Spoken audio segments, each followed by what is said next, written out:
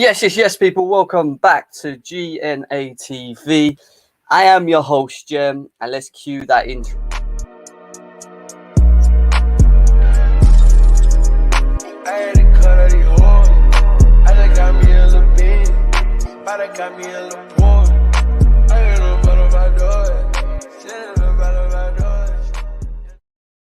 Yes, people. Welcome back. I hope you're all well. The weather is banging out there today, isn't it? It is so hot. Look at me, I'm sweating. I have been in the garden trying to sunbathe a little bit, get a bit of colour, enjoy it while I can. But at the same time, I wanted to tune in with you guys and bring a show for you guys. Just talk about some of the news that we heard coming out of today in terms of certain topics and how we feel about them. I'm not going to bore you to death. I keep saying it, going back through these repeating myself on these topics, but I think it's worth just letting you know where we're at with things, and then obviously giving my thoughts and opinions on it. The lines will be open for you guys to come in and have your say. As always, we want you guys to get involved and have your thoughts and feelings involved in this as well. I'm going to do what I usually do, which is go through the topics, have a chat, give my points on it, and then we move on. Can you hear that fan noise? I hope not. Because I've got the fan on because it gets so hot in here I can't literally breathe. But before we move forward, people, please smash that like button. Let's try and get to 20 likes as quickly as possible. Share on all your socials as well. Let's try and build up the crowd. Let everyone know that we're live at the moment as well, so they can tune in and get involved as well. Let's bring the Blue Army and the GNA TV community in right now. I want to go through some of your chats before we jump into these quick topics. The lines will be open as well, so make sure you stay tuned in. Where's the gang? Songs a praise in the church is what I've had to say. Yeah, he needs to. He does need to. Swear down. Did we talk about Lewandowski 3 to 6 weeks ago? We did. And to be honest, the reason I want to talk about it is because it's come out on one main article from Sky Sports. We'll talk about it. I want to give my thoughts on it and what I feel about it. And I just feel like with Chelsea at the moment, they seem to be linked with everyone and anyone, and they will potentially do. But there is positives to the topic, and there's also the negatives, which we will go through as well, and I'll give you my thoughts. Ice cold Pepsi in the fridge for this weather. Tell me about it, Galactus Pro. Big up to Sean at Chelsea as well. Hope you're well, bro. Hope you are well. Lambs is doing Lambs at the moment. We will be doing pre-season match reviews. Obviously, we've got Arsenal, we've got Tottenham, we've got the Villarreal game coming up, we've got the Bournemouth game. We're going to be doing all of them match reactions as we slowly start going back into the beginning of the Premier League, which is in 3 weeks, I believe, isn't it?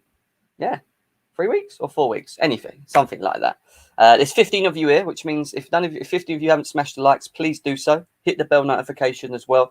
Subscribe to the channel. We're on our way to 1.5k on subs. We're about 150 short from that. So if you're new here, please subscribe. It will be a massive help to the community as well. All right, let's delve in to these topics because I want to fly through them. But before I do, big up to Charlie Kelly as well. Hi, bro. Do you know any updates on Haaland and your thoughts on our 6-1 win over Peterborough? Yeah, we're going to look. The Lewandowski topic that we're going to talk about, I am going to talk about him, but it's also going to relate to Haaland as well. We're going to give our thoughts and views on it. The lines will be open for you guys to get involved as well.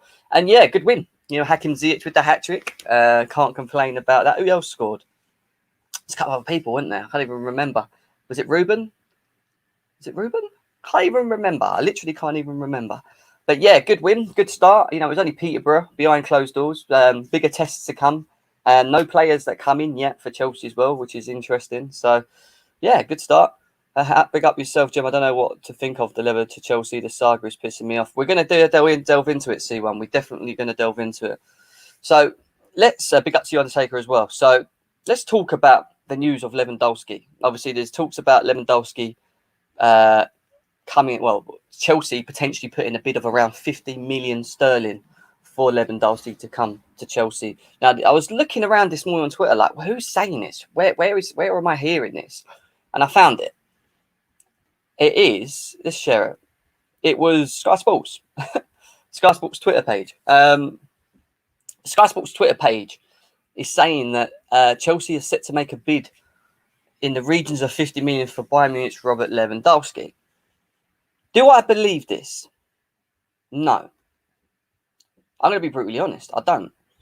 Do I think that's enough to sign a player like Lewandowski? No. Would Lewandowski be a good signing for Chelsea? The short term, yes. There are the positives and there are obviously the negatives to it, and we're going to obviously touch on them right now as well, because it's something I want to talk about. If Bayern Munich are going to let Lewandowski go, then they have to have a replacement. At the moment, I still think, even at his age, I think he's 30 something. Was he 1988? Isn't he 32? He's 32. Even at his age, he's still their talisman. He's still a guy that looks after himself. Good condition. And if he's coming to Chelsea, I could imagine Bayern Munich at least wanting in euros at least 100 to 110 million euros for a player like Robert Lewandowski. I don't think the 50 million price tag is enough to sign someone like Lewandowski, or even think about bringing him across for that figure, which is why I think that this article here from Sky Sports News is probably a load of rubbish, if you want my honest opinion. The positives, if it is true, the positives is this. What does he bring to Chelsea? He brings short-term success. He brings the challenge for now, which means that even though he's coming from the Bundesliga to the Premier League, I don't think he'll have a problem adapting. The guy is unformidable, absolutely unformidable. His goal-scoring record is next to none.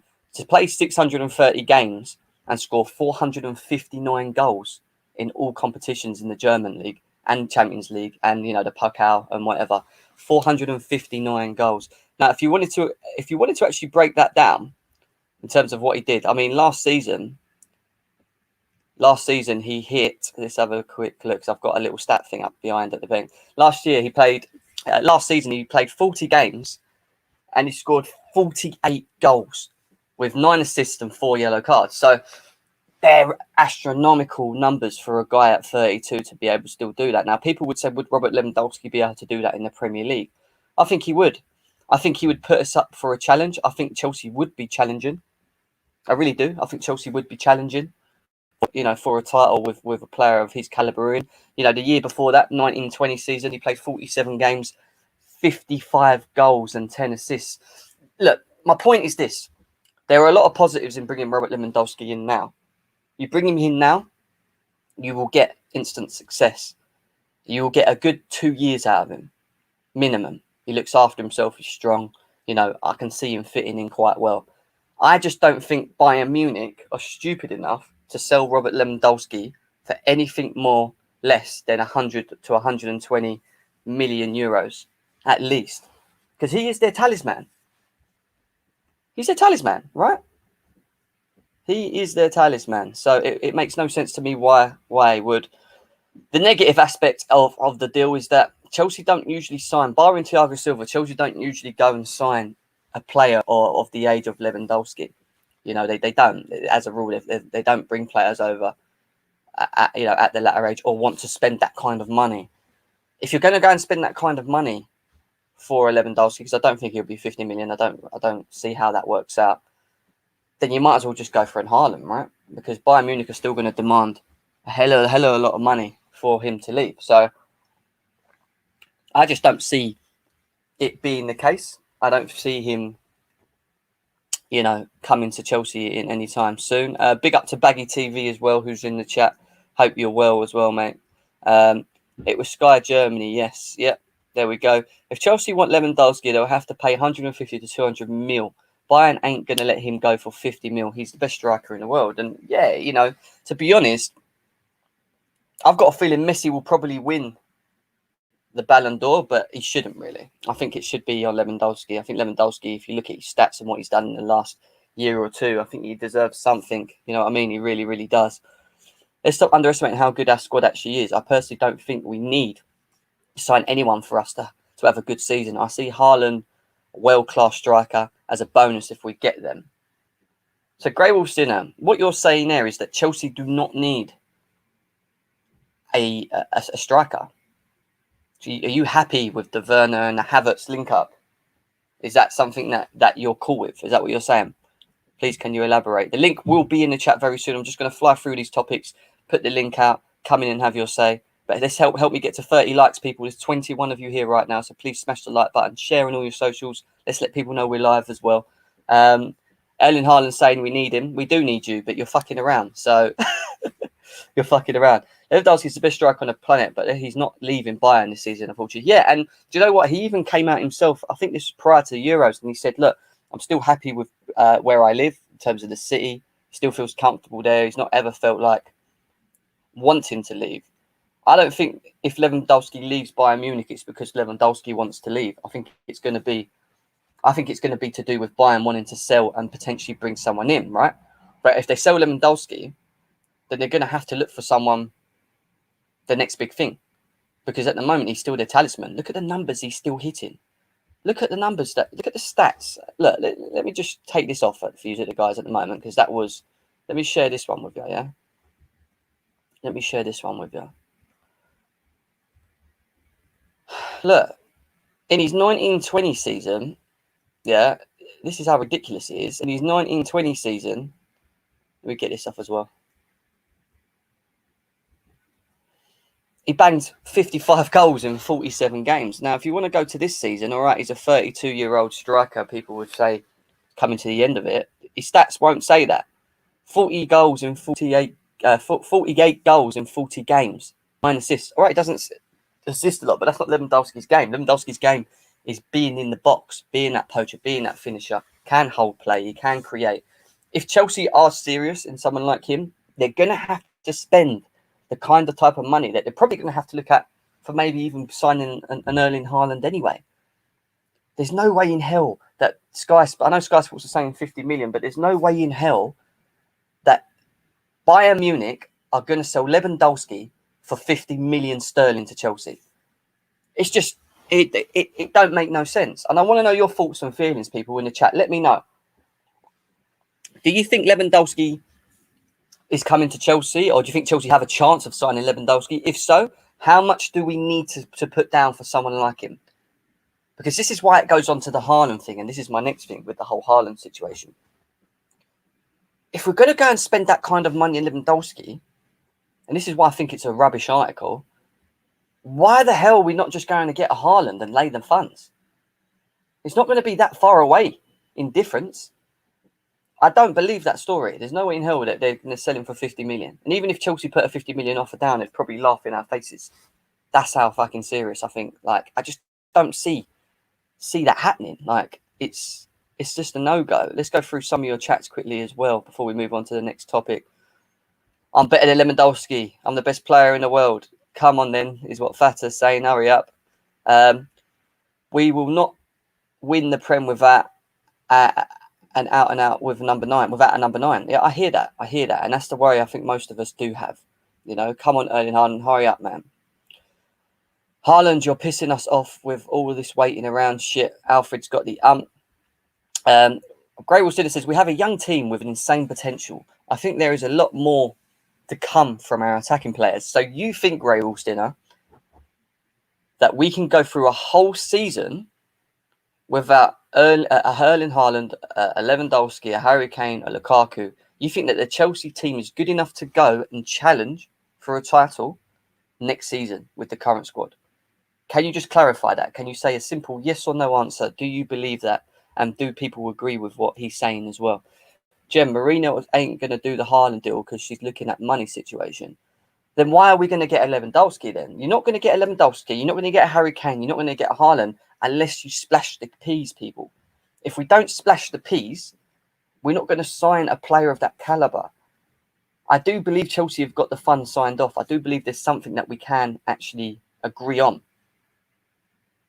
It's just whether or not we want to lay that bid, you know, or if we can afford it or what. Chelsea have already sold £50 million worth of players, right?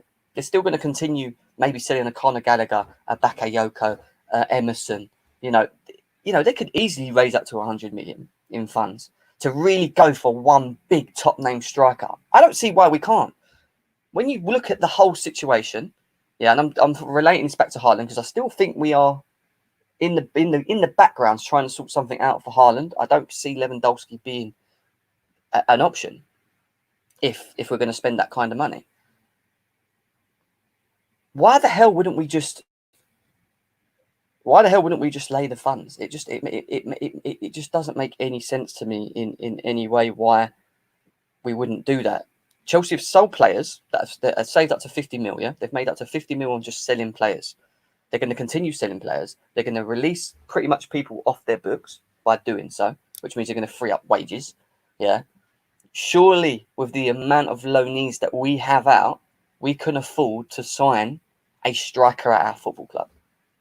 Surely a Chelsea can do that. I just don't get how we cannot do that, or we wouldn't be able to do that. Lewandowski is clear of Haaland, is what Mo thinks. Do you think we bid 150 million for Haaland? As much potential as he has, no, because that's Marina's for you. She will try and lower the asking price. Dortmund won't budge. All right, I get that, but it still doesn't answer my question.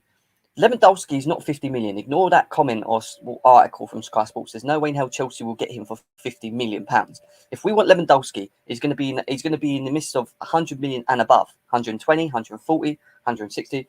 And then at that point, it makes no sense, does it? Because if we're not going for Haaland, why the hell are we going to go and sign Lewandowski for that kind of money?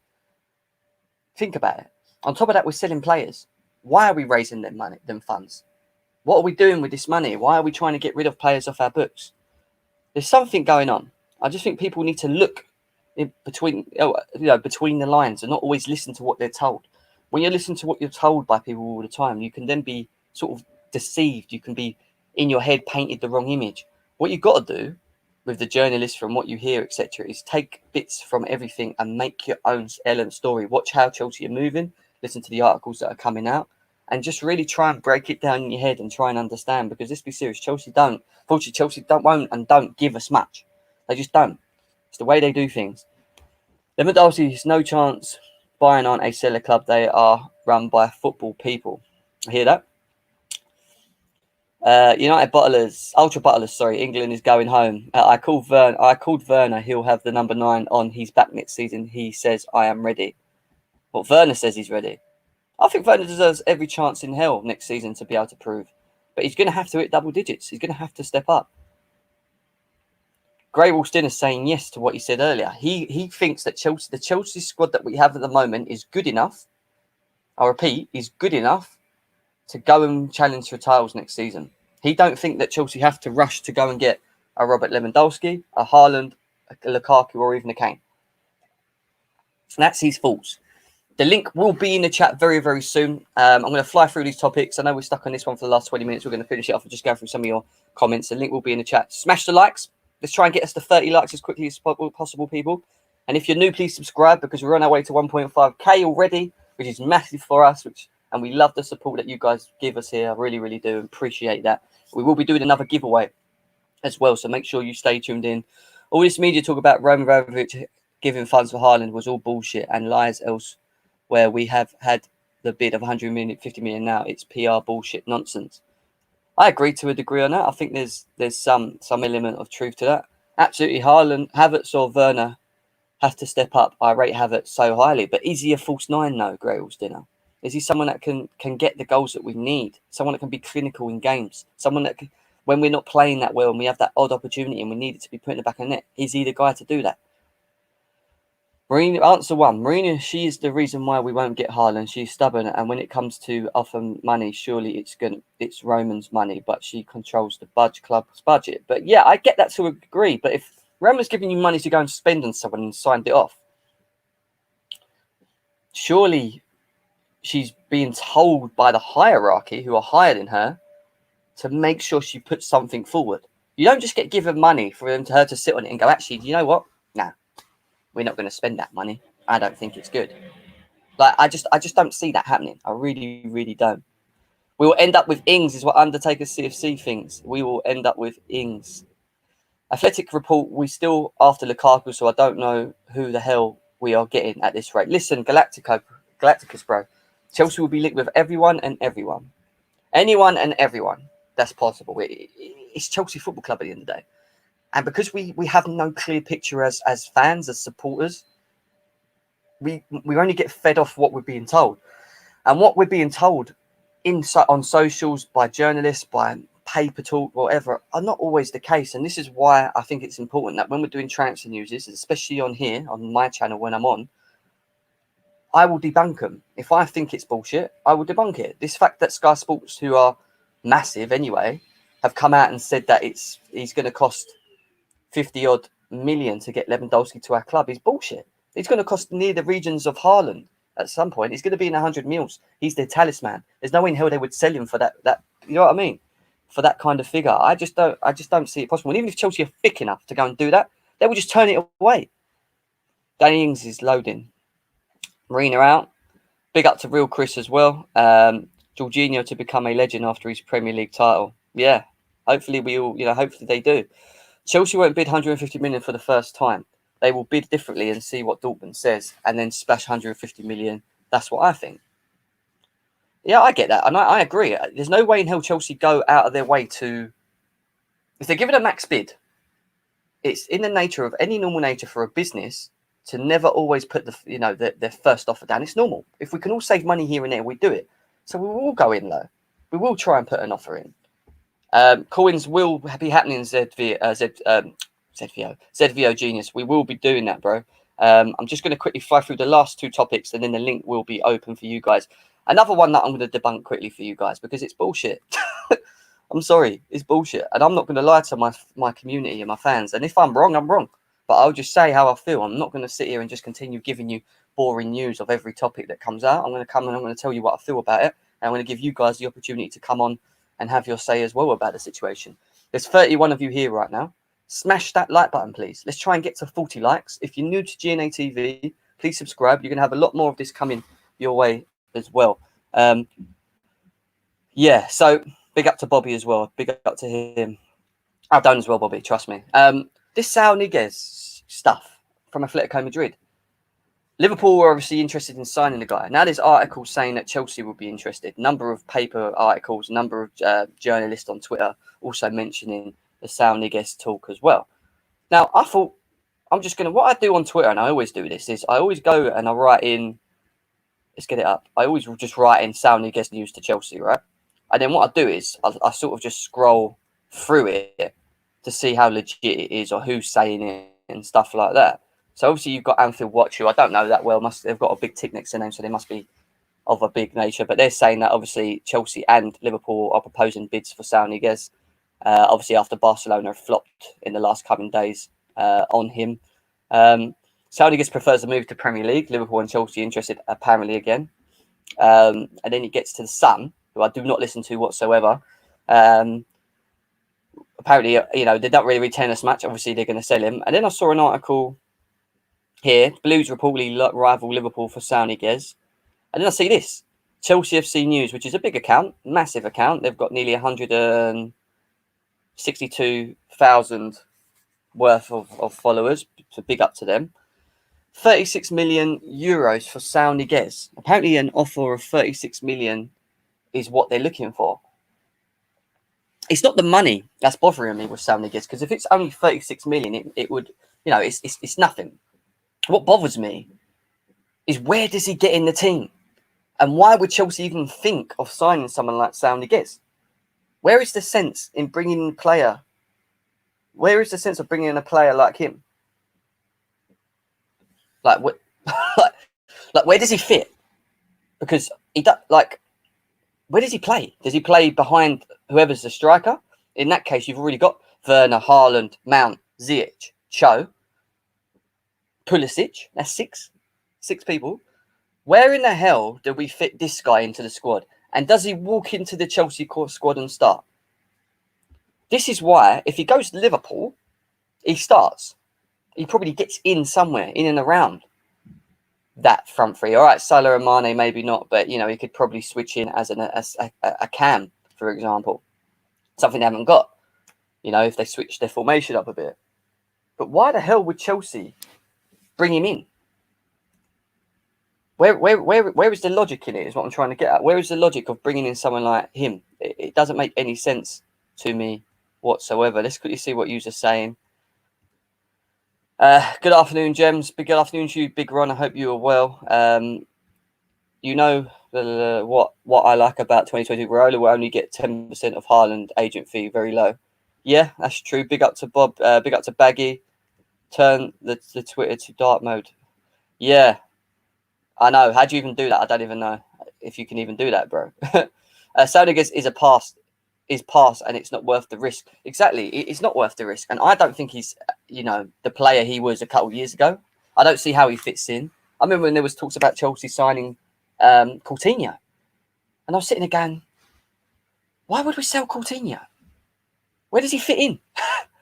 Oh yeah, but we need squad depth. Fine, but we've got squad depth in that area. Havertz, Mount, Pulisic, Ziyech, Cho, some of the academy boys. What some of the academy boys hang around? Like, why do we need a Saúl Ñíguez? That just don't make sense to me. And again, I'm going to say it. It's bullshit. Chelsea are not interested in this guy whatsoever. I don't care how many articles are coming out for this.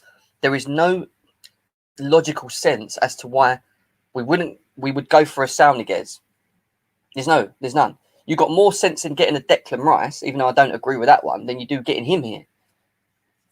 It just doesn't work, guys. It really, really doesn't work for me. I'd rather get R than Sal. He's cheaper and would lack creative mid. Yeah, we lack a creative mid. I agree with that. I think we only have one real creative mid, and that is Ziyech. Whether or not he's going to step up next season is a big season for him. We need him to do so. So yeah, I hear that the creativity element is important. And yeah, I agree. I don't know how much of a creative player OR is. I haven't watched him enough. I know he's good with the ball at his feet. I watched him a couple of games in Champions League, but in terms of Sal, he's not your typical creative, sparky player. I don't want. We need a different type of profile of midfielder, and fair enough. So who is that? C1 London. What type of profile of midfielder do we need? It don't make any sense. It just doesn't, Gray Wilson. It really, really don't. And this is why I'm not going to sit on it too long, because it's bullshit. So when you guys see me putting titles out about Lewandowski's and Sal and whatever, it's not for me to come on here and be hyping it up like, yeah, we're going to get this player. It's for me to come on, give you the articles that are saying that we're going to sign these players, and then give you my thoughts on it. And unfortunately, I think this is a load of bullshit. I might be wrong. But we will be linked with a number of players throughout the transfer window. It's just Chelsea. Chelsea always are. I still think that we're concentrating on Haaland. I still think we're looking to try and do something there. I don't think the Robert Lewandowski thing makes sense. It does make sense if we are looking at him in terms of the short-term side of things, but Bayern Munich are never going to release him for 50 mil. So it's bullshit. You're going to have to spend serious money to bring in the likes of someone like Lewandowski. And it's going to be in the higher versions of 100, 120. So what's the point of doing that when you're going to pay for Haaland at 150 and he's younger? Do you see what I mean? It makes no fucking sense. It really, really don't. T1 saying he'd prefer a big physical DM like Rice Camera. I mean, Camera's at the moment 15 mil from Marseille. I would prefer that over a Rice. We are going to talk about Rice next, which is the next topic. But yeah, look, Saúl Ñíguez's topic for me is a load of rubbish. I'm going to be honest with you guys. I don't think that's going to be the case. And if we did sign him, I would be utterly outstanding. It would not make no sense to me, because I don't get how he would get in this team. Where does he get in this team? Well, sometimes with this, and this is why I try and be like this with you guys, is that sometimes it's just common sense. Like, where do they fit? How do they fit? Why would Chelsea bring that player in? If you read everything, if you read and believed everything you read, you literally wouldn't have a point of view, because you just only agree on what you're being told. And this is why I say to people, always take a step back, do your research, see what it's saying, who's saying it here and there, and then evaluate it yourself. So we're all going to have our own opinions. I could be wrong, but I just don't see Chelsea doing this. I really, really don't see this Saúl Ñíguez guy coming to Chelsea. Makes zero sense. Wouldn't mind if he cost similar amounts to Giroud. What, 2 million? Choke, you think we can get Saúl Ñíguez for 2 million? People, there's nearly 40 of you here right now. Please smash that like button. Actually appreciate you guys all tuning in. I know it's really hot today and the weather's banging, and I'm sitting here giving you talking Chelsea and sweating, but I enjoyed, doing this on the odd occasion with you guys and trying to keep you up to date, giving you my views, and allow you guys the opportunity to come on, because I will be putting a link in the chat. I want you to come on, have your say, and give us your thoughts. This is what we do. You're open to everyone. We don't limit it to panelists anymore. We allow you guys to get involved and And if I'm talking shit, come and tell me. It might be my channel, but if I'm talking crap, come and tell me, man. Like I appreciate everyone's views on in different situations if they disagree with me. But why did we bid 100 million for Chiesa? I don't know. I really don't know. But Chiesa could be used in a different way, and I think he could be beneficial to Chelsea. I think he's direct. He's someone that will get in their faces. He can score goals. He can he can do a number of things, and he's a big talent. So if you've got the opportunity to sign someone like him rather than the Saúl Ñíguez, I get it to a degree. I think you could even play him as a right wing back. In the way that we play, I think he could play off that wing and be direct, and that could give us something different. But a Saúl Ñíguez don't make no sense to me. Let's move on to the last topic, and then I'm going to get you guys on Declan Rice. I've been seeing a lot of talk about Declan Blimmin Rice. Declan Rice. Let's share the tweets. Again, I just do the most obvious thing. Just write Rice to Chelsea, and then I go through what's coming up about Declan Rice, and it seems to not be going away. It's a little bit like the Haaland news, It's there or thereabouts, like as if Chelsea are going to do something very, very soon. And I'm looking at it, and I'm like, right, so Rudy, who Italian journalist, some people know him very well. He's on Optimista TV, does a lot of Serie A sort of talks and that. He's saying Declan Rice bid moment is coming in the next days. Blues will be making an offer to West Ham. Hammers have already set the price for 80 million. I will be absolutely gobsmacked if we go and throw 80 bags on Declan Rice and bring him to Chelsea. I don't get, and you know my thoughts on this, I don't get why we would do this. I don't get how we would benefit from it. You're going to bring in a player for 80 million to what? To sit on the bench, to rotate, to replace who? Because he's not replacing a Kovacic, he's not replacing a Jorginho, and he's not replacing a Kante. So if we're going to spend 80 bags, for me, you have to be a complete player, which I don't think Declan Rice is yet. I still think he's progressing to becoming a good player. Still very young, bearing in mind as well. He has to play. He has to start because Chelsea are not going to spend that kind of money for him to just be hanging around, playing a couple of games on rotation here and there. He's going to have to fit in. Who are you dropping? My question to you is who are we dropping to bring in Declan Rice? If these talks are true, obviously, we'll scroll down a bit more. Terry Dunn, big up to Terry on the Football Terrace. If you don't know about the Football Terrace, go and subscribe over there as well. I was on there earlier today with him talking about Declan Rice news with him. So go and listen to that at some point if you guys are free. Terry thinks that a Declan Rice, or he's been told that a Declan Rice bid is going to be coming in for around 50 to 60 million. Now that can be stomached a bit better. 50 million, anything between 40 and 50 million, cool. But it's still a lot of blimmin' money.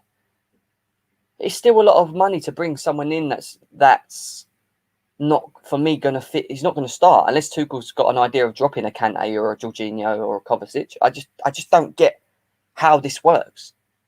How does Declan Rice work? Why don't we just go and sign a cheaper option, like a Camera from Marseille? Take the risk, 15 million. Yeah, if he fucks up and he's shit, fuck it. We can't get Chelsea. We won't get slaughtered for it, will we? We won't get slaughtered for it. If we sign someone for 15 million, how can the rivals come to us going, you signed a 15 million flop? He's 15 million. You go and spend 80 million Declan Rice and he sits on the bench. It gives people ammunition. He's not going to want to come to Chelsea and sit on the bench.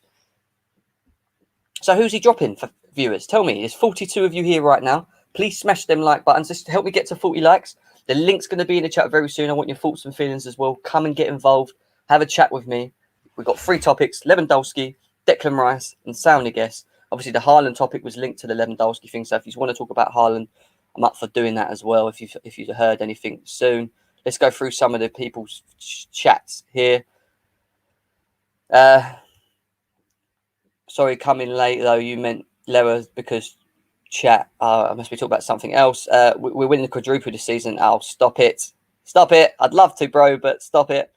I think people need to stop panicking. It's Tuchel's first pre-season. We'll get better.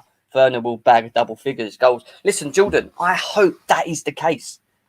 I hope that we do see that from Timo Werner because he needs to step up. Him, along with Havertz, along with Ziyech, they all need to contribute next season. If Chelsea do not sign a striker, if we don't, Tammy's going to stay. We are not selling Tammy Abraham if we ain't got a striker. I'm telling you now. Giroud's already gone. Broja has signed. It looks like he's signing a new long-term contract. He could be a third opportunity striker and then slowly go and play for games for Chelsea. We're going to need these guys to step up that we spent so much money on last season. I'd love Rice at Chelsea only for 60 to 65 mil is what Seppa say. Even that's a lot of money for me, Seppa. Even that feels like a lot of money for me. Rice for the right price, but if not, suck out about 80 million for Basmati. Allow it. Rice at Chelsea is a real possibility, is what Bobby says, and I think it is as well, because it is not blowing away. It's not the kind of topic that's just disappearing, you know. It's continuously sitting there within the a bit like the Haaland deal. It just doesn't blow away. It's just there. You know, it's just there. Rice is going to be our CDM for next decade. I get that. Now, one thing I do get is that if Declan Rice comes to Chelsea, it's the long-term thing. Obviously, N'Golo Kante is now, what, 30, 31? You know, Jorginho's slightly on the old side. Kovacic is in his late 20s, isn't he, if I'm right in saying? Yes, I get that. For the long-term run, it makes sense bringing in for the future. That 80 bags for me is a lot of money to spend on someone. For that kind of money, or 70 bags, or even 65 bags, they have to be the complete defender. I mean, complete midfielder. He has to be the best of one of the best of what he does. And is Declan Rice one of the best of what he does in world football? Answer me that question, viewers. The link's going to be in the chat very, very soon. I want your thoughts on all of this. I think we need a player of his profile to help us challenge for the league. He doesn't have to replace Jorginho short term. Okay, I hear that. Jorginho can mentor him in possession-based style. That's what Seppa thinks. Yeah, different players for different games provide something that we don't have. I get that. And I think in certain games, when we're away against Man City at the Etihad or we're playing Liverpool at Anfield, you want to set up defensively. You could throw a Kante and Declan Rice in and it would be a lot more solid than a Jorginho and a Kante. But then some people would argue that, because you know what our Chelsea fan base is like. You know, they would want Jorginho in that game. You know, they think he's good enough to the defensive aspect as well. But I think Declan Rice is a better defensive option, 100%. I might be in the minority, but I would love Declan Rice. If I signed to be out long-term centre-back option, I think that's his best position. I don't know about the Declan Rice and centre-back thing. Is that his best position? Can we rely on him playing in that position and doing a good enough job? Because he hasn't been playing there. You know, he hasn't been playing there for a while. Rice is very versatile, which is very good for us tactically. Okay, I hear that. Rice has more intangibles over Kamara, which makes him a more attractive option. He's more attractive because he's English. Let's be serious. He's Premier League proven, but he's also got a lot of English tax on him as well. He's not the complete player to be worth 70 or 80 mil. West Ham have well overpriced him. If Chelsea are going to pay 50 million or 40 million, it makes sense. Different players from different games. He will play a lot if he comes. Kante always gets injured, and I hear that. The link's going to be in the chat very soon, guys. I think Rice is a 5 to 10 year project. That's why the board is after the deal. But for 70 mil, really? Why does this guy remind me of Terrace or Philip from South Park? Who's that? Who is that, bro? Who is that, Peter? Tammy is going to go. But he's not going to go if we don't sign anyone. He's not going to go if we don't sign anyone, bro. And that's the truth.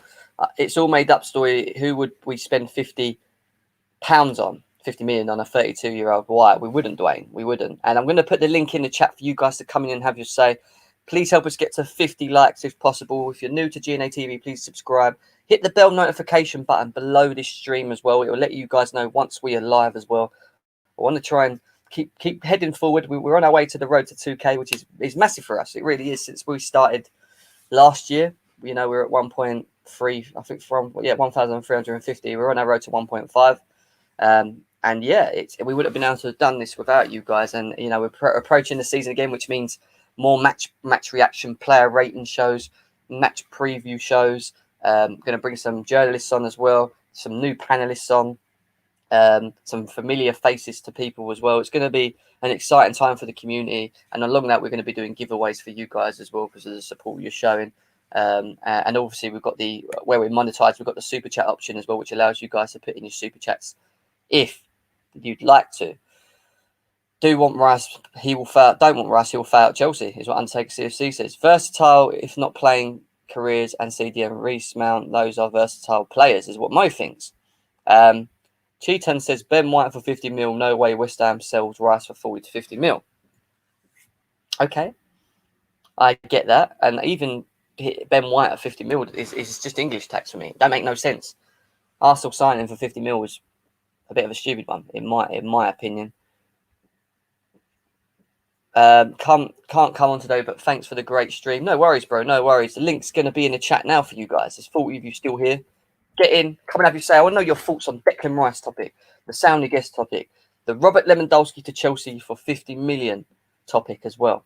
Let me know what your thoughts and feelings are. The link is in the chat. If anyone wants to come on and have their say, you are all more than welcome to do so. 50 million for Benjamin Shite. Oh, Mustafa. You've got Sancho, man. Man United are doing bits at the moment. Man United are actually doing bits at the moment. We have got our first person backstage, and it's man like Harry. What you saying, Harry? Yeah, I'm good, man. How you doing? Yeah, I'm all right, mate. I'm all right. You know, just sweating my nuts off at the moment, to be honest with you. I was kind of regretting doing this stream a little bit because it's so hot in this room, but I've got the fan on. I'm still sweating. But nah, it's got to be done. It's worth having a little chat and enjoying the rest of the day. But yeah, look, I've gone through 3 topics, Harry. Obviously, the Robert Lewandowski story that Sky Sports have brought out in Germany, saying that we're looking to bid around 50 million. There's talks about Declan Rice brewing up again and Chelsea putting a bid in the next coming week or so. And there's also talks about Chelsea being interested in Saúl Ñíguez along with Liverpool, which again, after I just talked a load of bullshit. What are your views, mate, on all of these? Oh, that Saúl thing is like, I don't believe that. Like, I don't see, it's such a pointless signing. Yeah. But then again, that's something we do, you know? Like, Fabrizio Romano said that we've put an offer in for him with Liverpool. Like, he doesn't even walk into the team. Like, yeah. I'd rather spend 70 million on Declan Rice than buy him. Like, he's just a centre mid, isn't he? Like, he brings nothing to the team. Yeah. I hear you. I do hear you. Yeah. Baggy TV is actually it's Baggy's first time on GNA TV. You know, so it's good to see you here. Baggy, how you doing, mate? You all right? I'm doing good. I've been watching the stream, and I'm supposed to be going out with my mates, but I thought I'll stick around and come in for about 10 minutes and chat to you. Yeah, I appreciate it, man. Really do. Bobby's here as well. Bobby's here as well. Yeah. Baggy. Hey, hi guys. Hey, Baggy. It's good to see you on the other side of the fence. Listen. He came to my channel a couple of times, so I had to return the favor. You get me? Of course. You got to support each other. I'm all for that. Jem, thanks for having me on. I don't know who the other person is, but that's Harry. Whoever you are, bless you. Big up, Harry. Well, Harry. As Baggy's not got long here, let's get to Baggy quickly on it. Obviously, you've seen the 3 topics that I spoke about. Lewandowski for 50 million, supposedly. Sky Sports Germany are coming out saying that that's the news there. You've got the talks about Declan Rice, which we've done a lot on your channel already, and you know our thoughts on that, so we won't stick around too much on that. But also the Saúl Ñíguez topic of him coming, Chelsea potentially being interested along with Liverpool. What are your thoughts on the Lewandowski and that situation? Yeah. I mean, to be honest, the Saúl Ñíguez story, I'm gonna avoid because I don't really know too much about that one. But the Declan Rice and the Lewandowski one is what I really want to talk about. I think I disagree with you, Jem, in regards to the 50 million. I think that would be the accurate price for him. I mean, maybe 10 more, 20 more, possibly. It could go up to 70, but I don't think he'll go up to the 100. The reason being is because of his age. But I do agree with you that this guy is a proven goal scorer, and he would definitely be good with Chelsea for at least a couple of seasons should we go ahead and get him. I also agree that the situation is leaning towards an alternative to Erling Haaland. The Erling Haaland situation isn't looking too promising right now, especially over the past couple of days. Yeah. I mean, I know it's a roller coaster because it's going up and down. One day, you know, we're this close to getting him.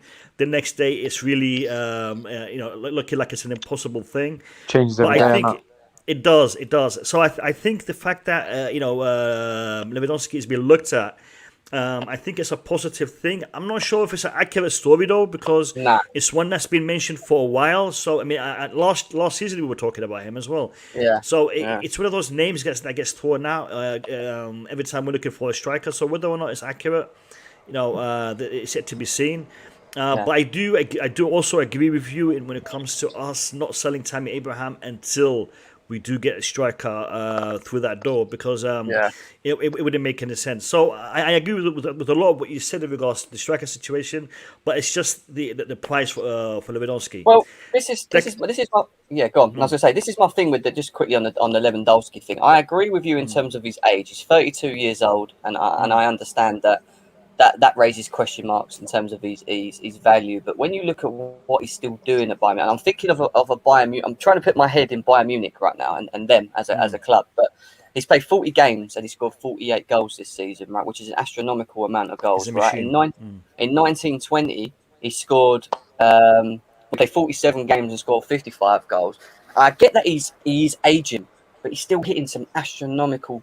He's a joke. Numbers. So the reason I'm saying that, I think I'm just thinking that's from a Bayern Munich perspective. The reason why I think Bayern Munich will price him higher is because I still think he's their talisman, and I don't think that they're going to just. No one can come in either. They haven't got anyone to come in.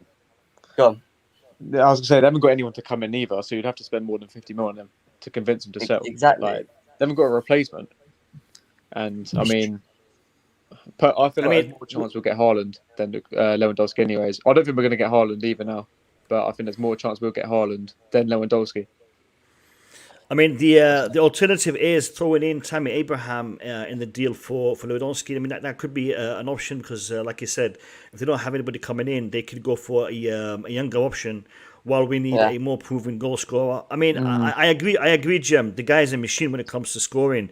And his value isn't really in the money. His value is in his output on the pitch. So I mean, for them to sell him, it would take a lot of money. But because this might be their last opportunity to sell him, to get some good money for him, that's why I'm thinking maybe 50, 60 might be a realistic offer.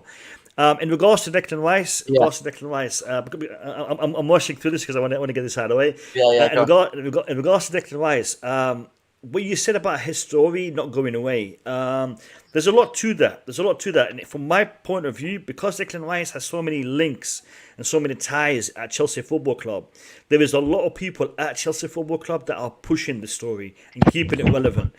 Because of his history, I mean, there may not be any realistic ambitions for Chelsea to sign him, but because he has so many people at Chelsea, they're keeping it alive, and he wants to come to Chelsea. He's made that clear himself. So there's people at Chelsea who are also making that alive, keeping that story alive. So also we should, like I said, take it with a pinch of salt, all these reports in the media, read them, analyze them, but at the same time make your own conclusion when it comes to them. And Declan Rice's story is similar to the Erling Haaland story. It's going to go up and down, for the next few days. I agree. So I was going to say, have you guys seen a report just in like 5 minutes ago that we're trying to swap Hudson-Odoi for Kingsley Coman? I just saw this. Galacticus Pros just said it. It's on like a French report involving Kingsley Coman, and I think that's a load of. I'm going to call it out, and when I think it's rubbish, and I don't see what we benefit from bringing in Kingsley Coman. Injuries. It makes no sense. Injuries. What do we benefit out of doing that? That's my question to that. Nothing. Does it make us a better squad? The problem is with Chelsea now is like they know Chelsea fans are like we're the only team that aren't getting any like other links to any other players, so they're just filling us with shit just to get interactions and all that. It's because we all know that Haaland's the main goal, and I know we want Rice as well, but it's like Haaland isn't going to go away, until maybe like the season starts, or we, I don't know if we're going to bid for Haaland or whatever, but it's just like. Well, this is the thing I was going to ask Baggy quickly as well. Has your thoughts changed on the whole Haaland thing? Do you still feel confident, or do you feel like it's starting to slowly unravel as that Chelsea probably just not going to lay that bid? How are you feeling about it? Yeah, I'm not so confident. I was a couple of weeks ago, but now I'm not so confident.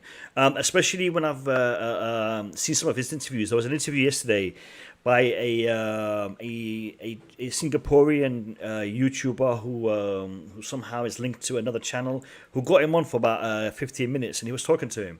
And everything that Haaland was saying was about how much he's looking forward to the season coming, his training, linking up with his mates, the fact that Sancho has left, he needs to find another partnership, and his mind is geared towards the next season with Dortmund. And that was an interview yesterday. So obviously he will be saying these things. He ain't going to be saying. He's not going to say he's leaving. That's obviously, but at the same time, he could say, I'm looking forward to the future rather than looking forward to the next season out at the Dortmund. I mean, he could drop some hints. He had none of that. So I think the Haaland situation will take something crazy from Chelsea, and that's what they're pushing for. They're pushing for Chelsea to do some madness. Yeah. And I can't see Chelsea doing madness, because that's not the Chelsea way. We will bid. I mean, if it comes to it, bid 120, 130 with add-ons over a 4-year period, we would do that. But we're not going to be doing 170, 180, 190, 200, and maybe that's what Dortmund is looking for, and that ain't going to happen. He's not even worth that. No. Haaland's not worth over the 150 they're asking for. It's just. He's not worth it, man. Like, sorry, Harry, for cutting you off, but I got to go. I just want to mention one more thing. Haaland is proven in the Bundesliga. We know the Premier League is different. And I want to just touch up on something that Jim said earlier regarding Timo Werner. And Jim, I've been watching this whole stream, so I got everything that you said. Timo Werner, you said something about Timo Werner. Hopefully, will have a better season this season. Regarding Timo Werner came to Chelsea as a striker. Yeah. Timo Werner was played on the left. All right, but he came to Chelsea for his goal-scoring ability. That hasn't changed. He could still turn it around this season coming. Okay. DJ Sav in the chat, big up DJ. DJ loves Timo Werner. Timo Werner can do it this season. All right. He's got 1 year under his belt. He's got more familiarized with the league, with the speed, with the strength of the league. I can see Timo Werner scoring some more goals, but I want to see Timo Werner also being tried out in the centre. And I want to see Callum Hudson-Odoi being given more time, Pulisic, Ziyech more time. And we can do that if we put Timo Werner in the centre of the park. Kai Havertz can be a false 9, can be a 10. But Kai Havertz is not our goal scoring. But Timo Werner can do that. Yeah, my question quickly before you go to that, Baggy, is if we don't sign anyone, is this squad good enough to win a league? No. It's What do we need? What do we need to win a league? We need a striker. Yeah, it's obvious, isn't it? Like, it's just. So you think he will score more goals, which I agree on. I also think that Havertz, Ziyech, Mount, Pulisic, they all have to step up as well and contribute in some sort of way, because you just can't. Even if he scores double digits, if you don't get it from others, it becomes a bit. I'm just thinking of it from next season onwards. I think that we set a target to compete or challenge for next season, and I just feel that if we have the current squad that we have, if the only way it works or allows us to maybe compete with the Man Cities or even the Liverpools, if Van Dijk comes back at the same level as he did prior to his injury, is the final third, the players that we have in the final third, all contributing, and some of them are going to have to hit double digits. And this is why I think if we're not going to get that from them, that it's important that we do bring in a striker this season. Do you think Dortmund will reject that sort of money? No. You don't think they will? No. 150 pounds. But surely they will sell. So what? We should have bought it by now. But we haven't made the offer. No, but I'm saying but if they would sell him, we should have done it by now. Yeah. But that's the thing. This is the thing, Harry. We're all talking about Chelsea can afford him. Roman Abramovich has released the funds. Yeah, and we're still sitting here talking about it. Nothing's happened. So why is that? Because none of that is true. None of that is true. I mean, we discussed this. Me and Jem talked about this on my stream the other night. Yeah. The only thing that could be stopping this is if there is a problem in regards to the contract. Yeah. If there's a problem in regards to personal terms. Okay, but we're not seeing that, because if there was a problem in regards to personal terms with Erling Haaland and the contract with Erling Haaland, then there will be more concrete news in regards to the club's communication, and we're not even seeing that. Yeah. Okay, so I think this whole thing is being pushed by journalists, just to gas everyone up, isn't it? Yeah. And apparently, and I saw this tweeted out a couple of days ago that the price or the commission that the agents can get is going to be reduced. To 10%. Next 10%. Yeah, next now season, that is a proposal. I'm not sure if it has been agreed, but if it has been agreed and it does happen next season, then Mino will not benefit from the sale next season. He'll get 7.5 million euros. He's going to push it. Yeah, he'll get 40 now. So he mentioned that. So he's going to be pushing it this season for the sale to happen this season. But if Dortmund don't want to sell, then no matter how much he's going to be pushing it, Dortmund are not going to be selling. Listen, lads, I got to go, Jim. I'm really sorry for being so quick. That's cool, man. But it's been a pleasure, mate. It's been a pleasure. Take care, guys. We'll Bobby, get you on Harry, again soon, everybody in the chat. Yeah, in a bit, man. We'll come on. Yeah, We'll all right, come on. mate. Take care, lads. Bye. See you later. Peace out. Bye-bye. So, Yeah. Go on, Bobby. So what are your thoughts on it all, mate? I was listening with keen interest. I think because we made a lot of signings, relatively last season, and effectively we only need 2 signings as such, apart from the third goalkeeper situation. I think we are getting ourselves so worked up. There's a lot out there that is very inaccurate. Because I can I doubt just say the something? No one said Chelsea have pulled out of this deal. No. No. We're not even doing anything regarding other players. Well, the Mark Gurhey situation will tell you just how Chelsea do deals. Yeah, they don't do it on Sky News like Man United. They do it behind closed doors. I believe things are going on. There's also strategy. Oh, definitely. I really am convinced. I think there's strategy behind it. For example, we've got other contracts to negotiate and get done. And we can't just go shooting off our mouth, off our money. The only... you carry on, sorry. I was going to say, we can't go shooting off our mouth, shooting off our money until every other thing lines up. Yeah. We're also looking to sell players, just as we're doing. And we've got a hell of a lot of dead wood. And Chelsea is a financially balanced club. Yes, we've got the money, but that doesn't mean to say we have to waste it. You have to balance the books. Yeah, we're trying to balance the book, play it safe with financial fair play, because we know we're targets. Look, world football does a lot of things to try and target Chelsea. Yeah. We win the Champions League for the second time. What do they do? Immediately, they change the away goal rule. Yeah, goal rule. They do all these things. So we need to keep in line with not being able to be targeted for any misdemeanors. We've already had that once, and we don't want it a second time. Another thing is that, look, we've got to, as a club, I love the way we love our academy boys. I really do. I think it's fantastic. And I more than most, I believe, love them. I used to go down Cobham and watch the games even more so than I did the first team games. Yep. But we've got to understand something. And, we so underappreciate ourselves at Chelsea. For a top-class club, there is no other top-flight club.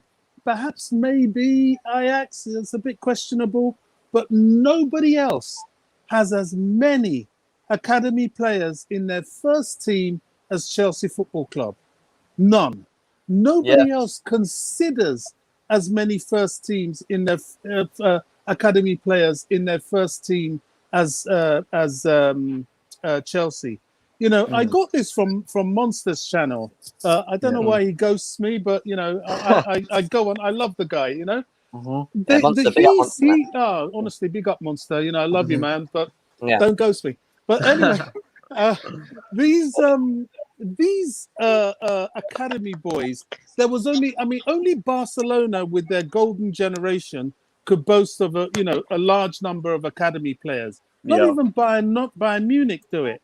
And if we're lucky, now that we don't have a transfer ban, if we have one or two in the first team as a top flight team, we're doing well. The academy is there as a source of revenue for the club. Let's get that right. Let's get real.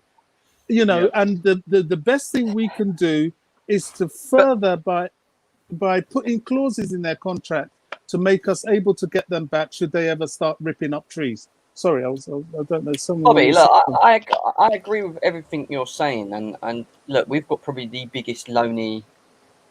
In terms of academy loanees out, we've got one of probably the biggest out there. But the thing I would say, and you're probably seeing it more now, is that when Chelsea are looking to sort of do these bigger deals, and it could be potentially linked to a Haaland deal, you start seeing them being laid off the books. Now we got 20 million from Mark Gay. I think that's quality business, in my opinion. Yeah, and that's quality business, and that's only one of the top individuals that we do have at our academy. Yeah. Academy that has won.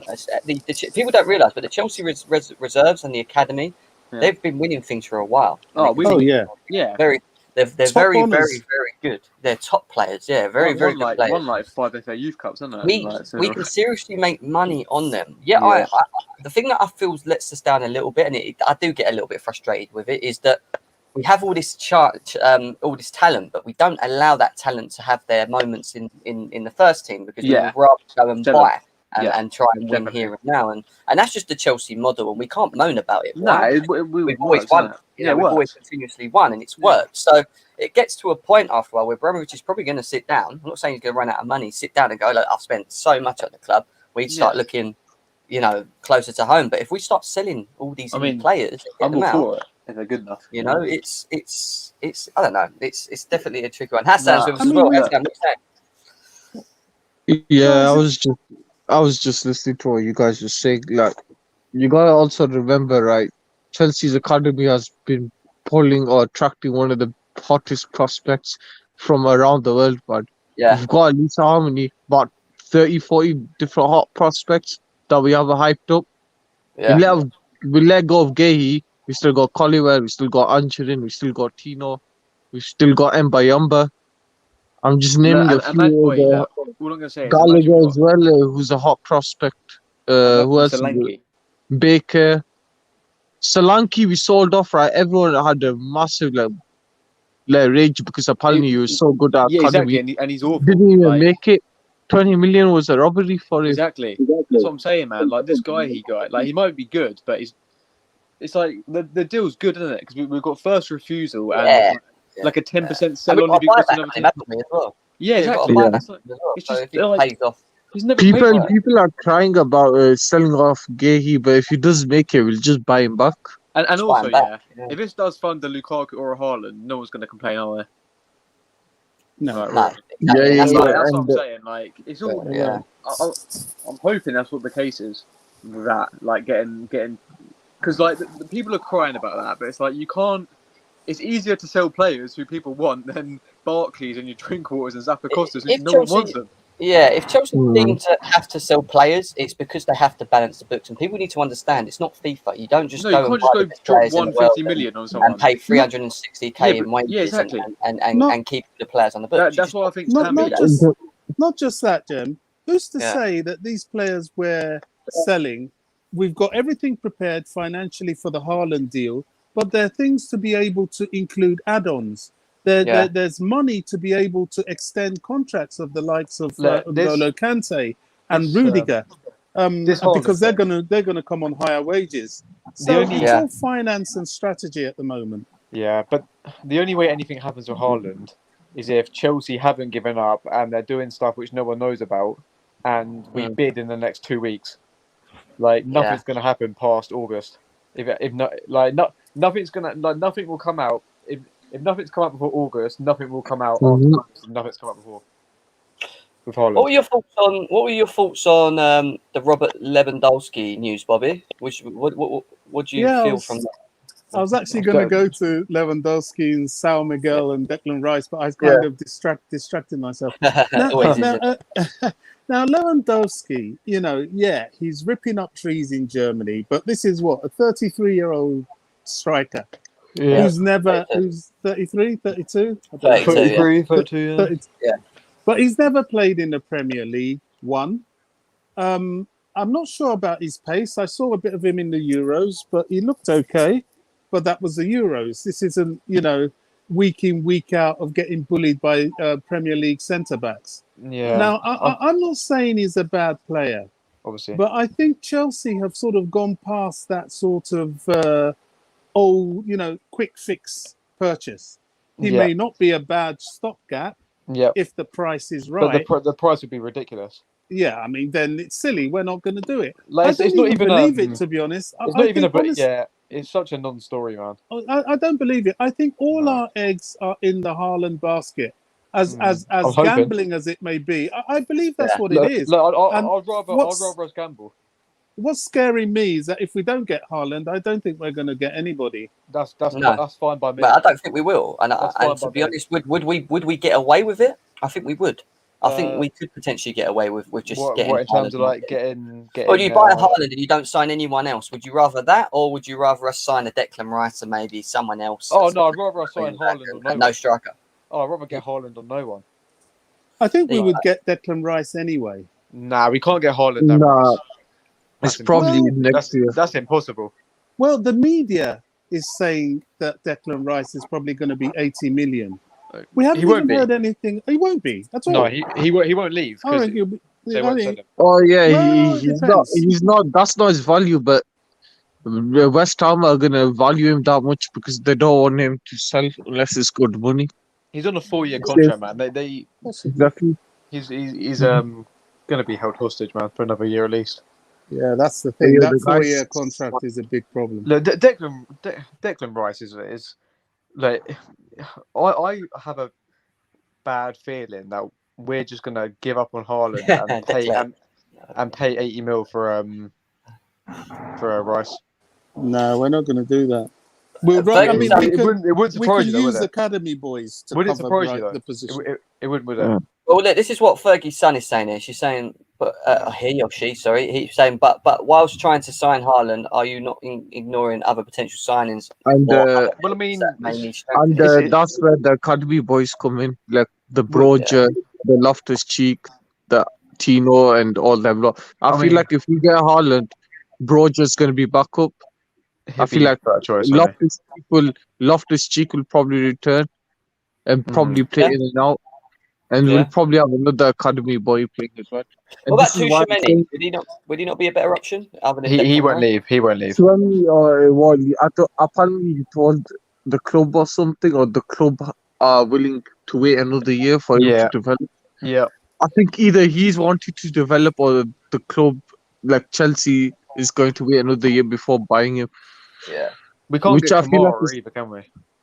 I feel like that's a smart move. Just go for him next year. We just need the strike. We just need the striker, don't we? Yep. Yeah, like Lukaku, Haaland. Yeah, but if we don't even get players like that, there's talks about Danny Ings. There's talk about other players like this now. We're not going to get Ings. We're not going to do that. No. I'm going to say something that's really going to maybe surprise some people. I've got this weird feeling that if anything happens, I still believe we will get Haaland, whether we've got 2 weeks or whatever, whether we've got till tomorrow. I think we're going to make that bid. But having said that, if we don't get Haaland, I just have this feeling, this is Chelsea all over, isn't it? I think we're going to get Aubameyang, we're just going to do some crazy thing with our youth players or player system that will allow people like Ruben Loftus-Cheek to attack. And use Broja, and we're going to surprise people. Look, all I'm saying is what Chelsea does. If Tuchel doesn't get backed, like I'm not saying backed by getting him Adama Traore's and that's not getting backed. Like I'm talking about Haaland's first teamers who walk in and win us the Premier League. If he wins us the Prem with no one that improves us, then we have to go all out and get Haaland next season.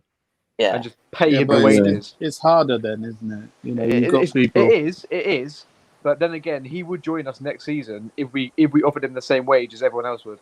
And just if we're wages. successful. Yeah, if we're people don't realise Haaland, right? I generally think if Man City don't get Kane now, City or Man United will get City or United will get Haaland if we don't go in and offer the wages as well. I don't think he's going to go to Spain straight away. I think that'll be like his end goal after 3 or 4 years. Like, he might go Juventus and be a Ronaldo replacement. Like, it's just all about wages next year. It's not about Chelsea being attractive because it's been reported that he's willing to join now or next year. Yeah, It's just we can't win a wage battle. yeah, Downfall as per usual. But it's like and I feel like a lot of Chelsea fans are preparing themselves for a disastrous transfer window, and I do think we will sign someone who it is.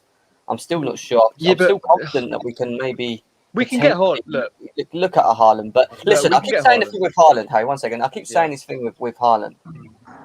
I really do believe that it's all on us at Chelsea as a club. I don't think there's waiting for. I don't think it's the players' terms. I don't think it's the agents' terms. I don't think it's any of that. I think it's all down to Chelsea. When Chelsea pull the trigger. Yeah. If Chelsea do that tomorrow, in the next 2 weeks, like Bobby said, we might not want to do it to the last 2 days, and then we'll do it. Providing we get him, because Chelsea won't lay that official bid unless they know that it's going to happen. Yeah. So if you do see an official bid come in, I would say 80% that we probably will end up getting him. Look, because Chelsea were not stupid enough to do it. I feel like we're gonna make another informal bid, and then the third one's gonna be like the main one. I feel like that sounds more like it. I'm expecting a second bid getting rejected and a third and final one. The hope I have with this Haaland deal is like no one thinks it's going to happen, right? And then out of nowhere, like you won't be expecting it. You'll just see we've laid down £150 million straight up. Like, because we can still get him. It's just it's got to be like. Because Fabrizio Romano was on Don Robbie's channel, and he was like, Chelsea, the bid will have to be around 170 million euros. It's like 175 or 160 around that to get a response from Dortmund about selling him. And then he was going about the timing of the bid is like key to getting him. Yeah, like the timing of it. So like he has no one said he's actually staying, have they? No, and that's something I've been saying for a very long time. You know, even Dortmund, you ain't seen Dortmund Twitter come out saying that we will not sell at any astronomical. You've got Zorc coming out joking about him being for his medical man. All they have come and said is that they will not accept any player swap plus cash, which is fair enough. You know, I don't blame them. that. But this is why I keep saying it's on Chelsea. If Chelsea are that into it and that interested, and they are confident that it's going to happen, it's just going to be on us to just lay that money, and we're just going to have to wait. We're really going to have to wait, and if we don't, then God knows. I just don't want Tuchel getting let down. Well, I don't really think it's a matter of that. I think Tuchel fully realizes the cost and the difficulty behind this deal. Yeah, he would be foolish not to. Yeah. You know, I just want to address one of the comments that came up, Jen and guys. These people that believe that Bayern Munich are going to get Haaland, they won't get him next season. Now, I understand why they're saying that, but it really makes no sense. Why would they keep him because they want to be competitive this season? Yeah, and then sell him to Bayern. Then sell him to their rival. Saying that, they haven't got a choice. Well, there'll be others coming in for that. Yeah. I think they would rather. They did with Lewandowski, though, didn't they? They sold Lewandowski onto them, didn't they? Well, but they needed money. They lost it for free. Yeah, they needed. Well, they did. Did they? I'll tell you what. If we say we do lay the money down, say we lay the 150 down and they reject it, I'm praying that Dortmund don't get top 4 next season and he goes to Bayern Munich as well. I would love that. Honestly, there is no way he won't go Dortmund will reject 150 million. Do you know what is 150 million? We say that, but Dortmund are the only team that would do that. They must be mad if they do. Well, I mean, I come to you and say, I'll give you 10 quid now. I mean, I'll give you 20 quid now or 10 quid next year. And you're a businessman. Yeah, I know that. But then again, like the outrage it causes if you do Sancho and Haaland in the same summer. Well, they're a selling club, aren't they? But they are to a point. But it's like Don't forget though, come on, it's 150 million. Like I doubt Borussia Dortmund fans would turn that down. No, I unless was they're speaking stupid. I was speaking to a Dortmund fan. And he was like, "Mate, Chelsea are getting mugged off. You know, you're paying £150 million and they can buy a new squad, really, can't they? With the Haaland and Sancho money, it's like 250. How much would it be? Like 230 million they're getting. Honestly, right? Even PSG, with Mbappe having 1 year left on his contract, if somebody drops 150 million on the table for Mbappe, they're going to think about it. Yeah, Madrid. He's going to go Madrid this summer. I'm telling you. Yeah, but I'm just saying that is such a lot of money that I don't think a club like Dortmund. I mean, it doesn't make business sense. No, it don't. There's no illogical sense in it, and if Chelsea, and not just that, even if Chelsea lay the money, it makes no illogical sense why they wouldn't accept it when he's going to go for half the price next season. And not just that, in terms of Raiola as well, because he's not going to be making anything next season. Exactly. If we actually put the bid down, and say if he gets rejected, and Raiola kicks up a fuss, he'll come because Raiola will get him out. If he has to.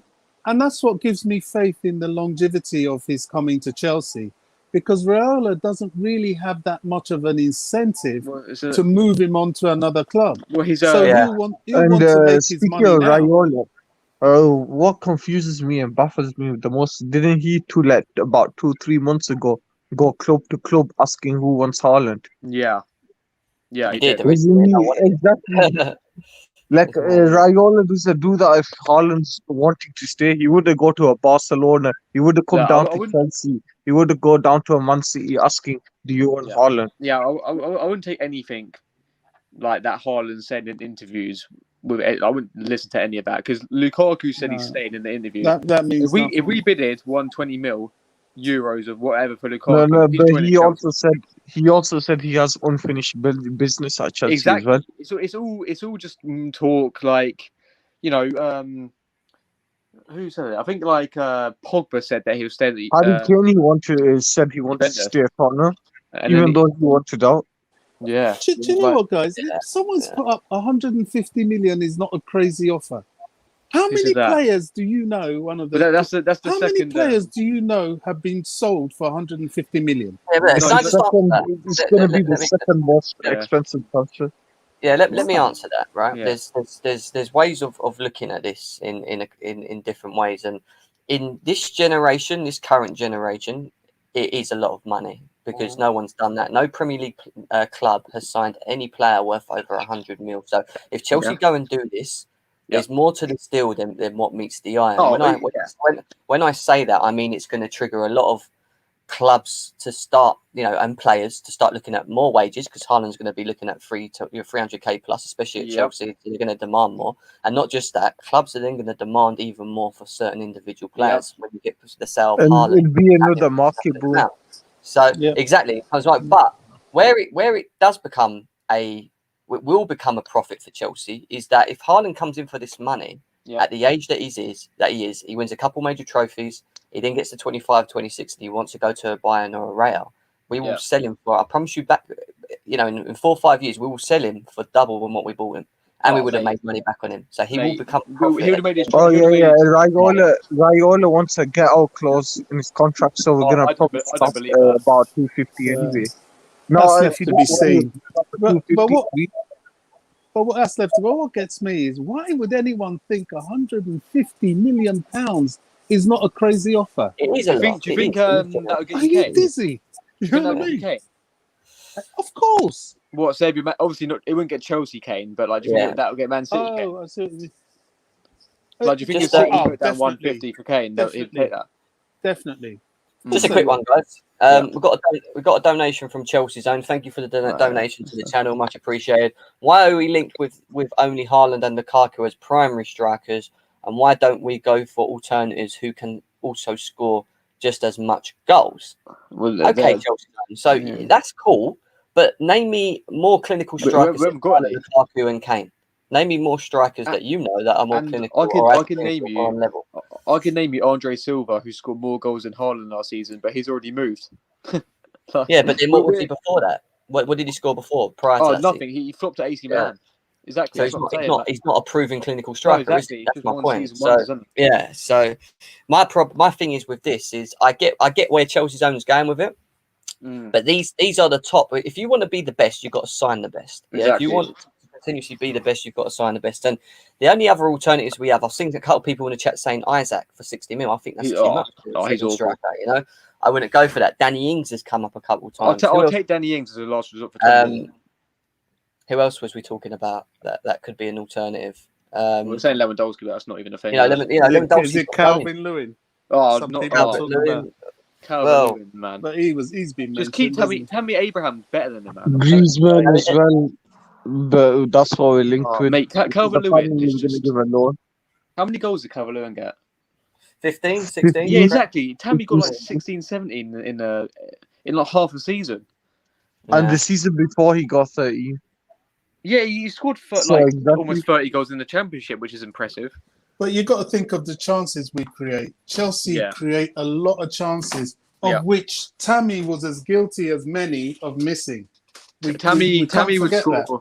He would score the majority of the ones Werner misses, though. Would you agree with AR Hive's comment here? He's saying Danny Ings would score 20 goals this season with the chances that we create. So he thinks that he would put them in the back of the net. Yeah, he would. If we don't. I think he would. You know? He's right. I think he does get discredited because he's not a Haaland and because of his age. Like, if he was Spanish, I don't blame him.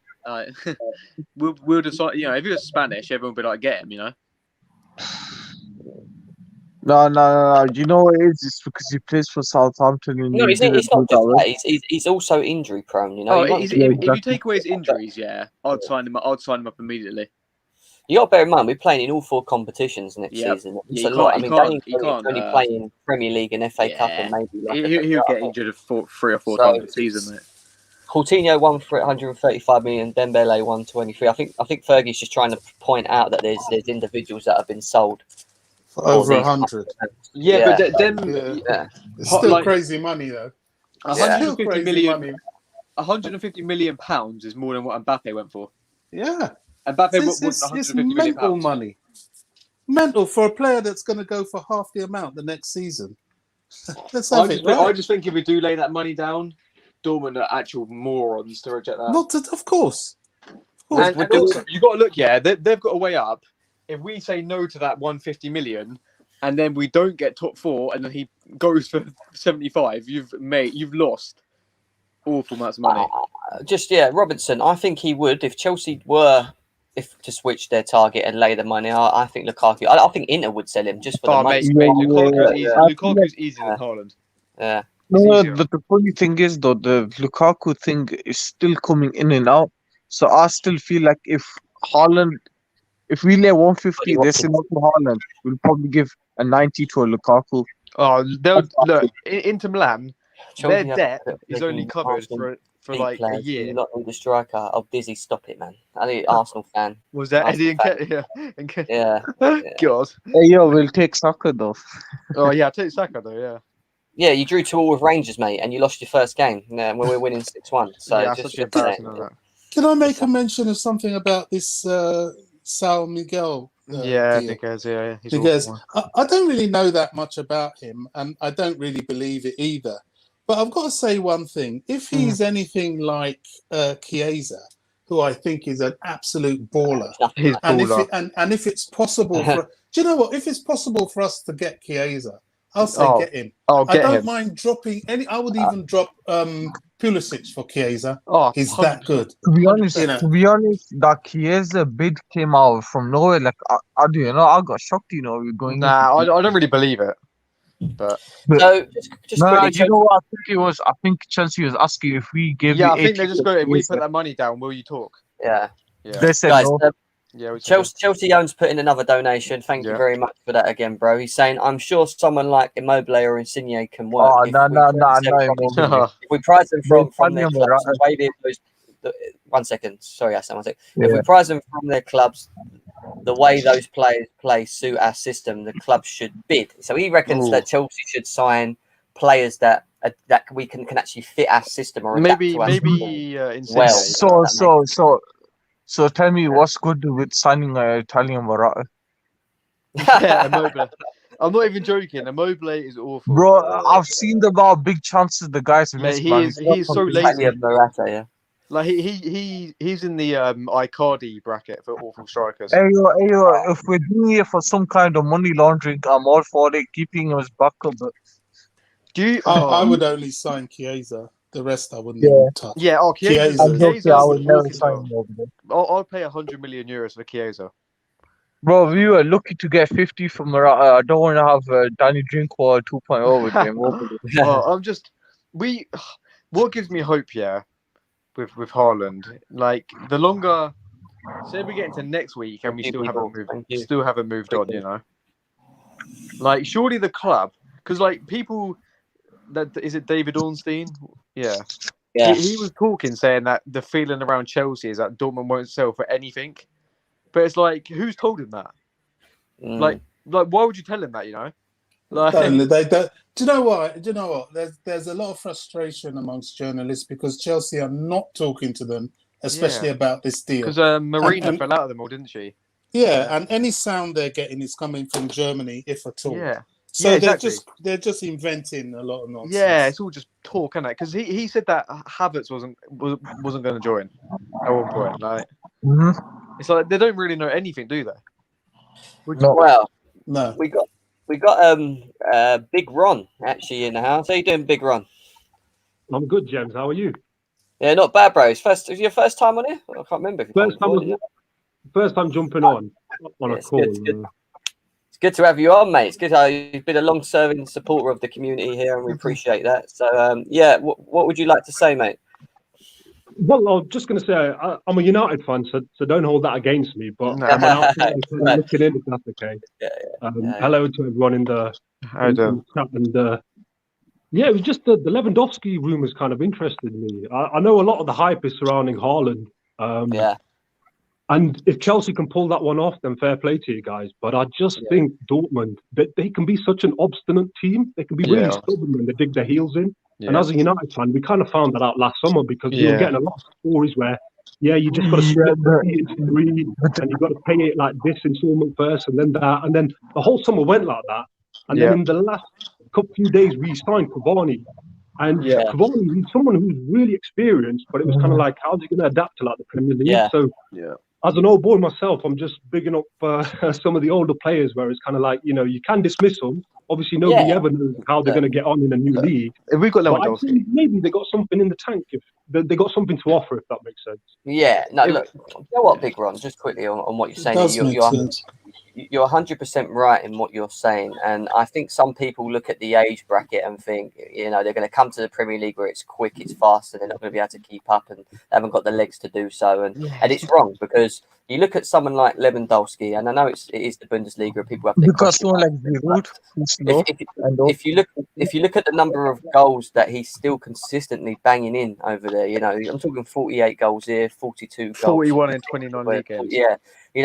These are astronomical levels. He comes to the Premier League. I don't think there's any worry in terms of adapting for a player like him. No, he knows how to put the ball in the back of net. World class. Yeah, he will be a Cavani 2.0, but better. I thought Cavani was going to be an awful signing, in my opinion. I thought it was. He pulled it off. I mean, looking at Chelsea, you guys are nearly there. Winning the Champions League, I don't think you need like massive rebuild or anything there. It's just one player, maybe another one.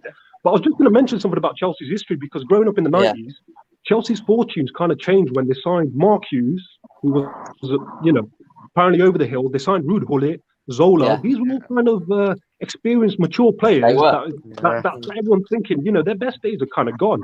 But not necessarily. I mean, United, we signed Sheringham. And for a couple of seasons, we had some of our best years, if that makes sense, where, we signed an old boy, he's knacked, he's not going to do anything. And then all of a sudden, it's kind of like, actually, you know what? They've still got plenty left in the tank. And it'd be interesting. I mean, somebody like Ings, for example, he's playing at an unfashionable club, but what he has proved is that he's clinical. He's kind of getting scraps at Southampton, and it's kind of like, if he got elite service that played to his strengths, cross it in near post bar, but this is where I want it. If you kind of fed him, he could bang in a lot of goals. Do you think Danny Ings could carry Chelsea to a league title though? I think along with Yeah, I think along with Crikey, Tammy are you sure Abraham. this? Are you sure this Well, is no, a Man United fan? Could You're somebody like speaking James a lot Vardy of come from sense. non-league to fire Yeah, he Leicester is. to the It championship? is. Wow. Yeah. Look, He's I making would a say, lot I of would go to sense. say this: if we're going to sign a Danny Ings, then I think we should still also keep a Tammy Abraham.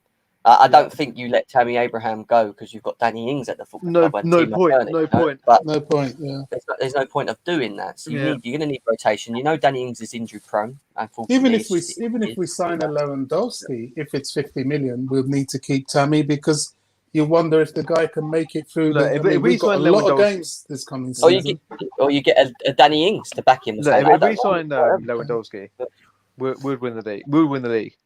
But Lewandowski's just we don't even want Lewandowski. It's just a non-story in my opinion.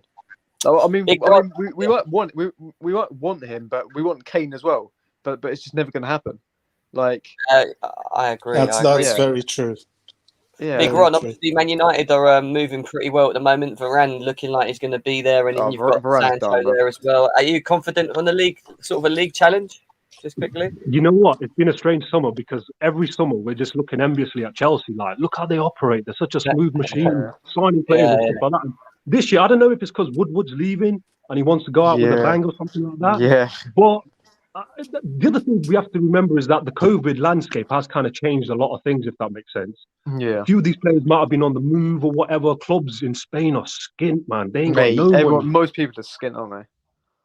Yeah, so it's a weird one where, a year or two ago, probably no chance with Varane, but all of a sudden, Real Madrid are not offering the money that he wants. And luckily for you, he wants to leave, doesn't he? It sounds like that. What they're saying is that he wants to challenge. Yeah, he would leave if Madrid offered the same as you're offering. He would leave, anyways. Yeah, I think he wants to change. But at the moment, it's looking positive, but it's all on paper, if that makes sense. We don't know how they're going to adapt. Is Oli going to play any of these guys? Because we signed Van der Beek, so we had high hopes for that guy, but the poor guy didn't really get much of a look in. That just made no sense to me. I've got a question for you. I think United have to be up there, possibly even one of the favourites for the title with the signings they're making for sure. And they're good signings, and you should be proud of the signings. But one thing that always intrigues me, you've mentioned Van der Beek. There's talk of a CDM, and you've got about 6 of those already. What are you doing with all these players? You've got players in the stands, and nobody ever talks about it. And if a Chelsea player misses 5 minutes, the world and his dog are on, he's got to move, he shouldn't be at the club and all this. So I don't know how you do it. I mean, just tell me, what do you do with all these Mata, Matic, all these players that don't get playing time, and yet nobody gives a hoot as to whether they're You know what? It's criminal what's happened with Mata at our club. He was so good at Chelsea. We signed him, and then we never played to his strengths. And we've seen bits and pieces, and it's been a bit frustrating where you're like, we're not playing him in his best position. And he's not performing as he should, if that makes sense. He should have been our David Silva. He's done great things for us, but he's not quite what I thought he would happen.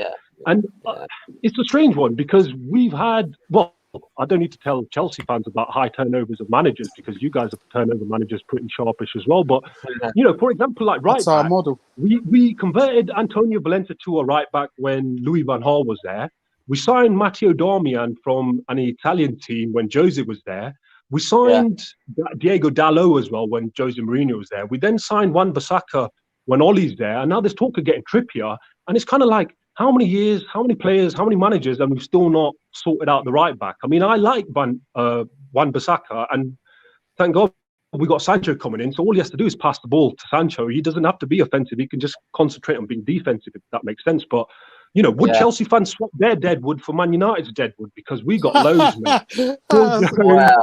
Wow. Another thing we've got the lot, mate. We've got the lot. Nobody gets on your case about not using your academy players either. You've got all these. We're decent with our academy. I mean, we got Greenwood coming through, and before Greenwood, we had Rashford coming through. We got McTominay, we got Henderson. We do kind of have players coming through, and if they're not come through at United, they're playing for other teams like Michael Keane at Everton, Sam Johnston, West Brom. I was shocked to discover the kid was from our academy last season. I was like, who's this keeper? This keeper looks decent. And then it was like, oh, he's only ever played in the United Youth Academy. And then we sold him to West Brom for $6 million. West Brom were like, we want 20 if you guys want to buy it back. And we're exactly the same. And then we sell one player with a load of buyout clauses, and there's nearly a riot. And I'm thinking, what is going on? We're so unrealistic sometimes. I remember you guys had Salah, you had Lukaku, you had De Bruyne, and it was kind of like these guys just started blowing up. I remember when United had Diego Forlan. Do you remember Forlan? Yeah. He weren't doing much for us. We sold him to Villarreal. He won the Golden Boot. I seen him banging a hat trick at the new camp, but it was like, is this the same guy? Is this no way is it the same guy? And it was like, but you know what? You said why it works and it doesn't work. You say something really important there, Big Ron, and obviously Salah and KDB and these players that have gone on to become the players they are today. If they would have stayed, and this is why I argue with Chelsea fans when they always bring this up. I always say to them that progression's key, right? To become a player that you're going to become or excel to the next levels, you need game time.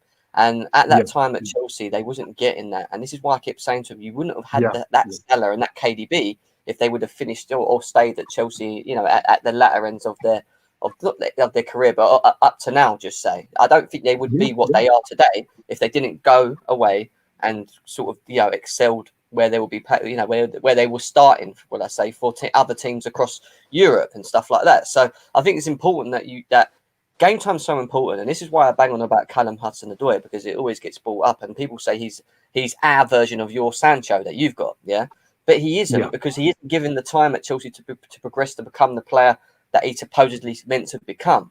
So sometimes these players, if they're not going to be shown that time, have to go and do their thing to then become.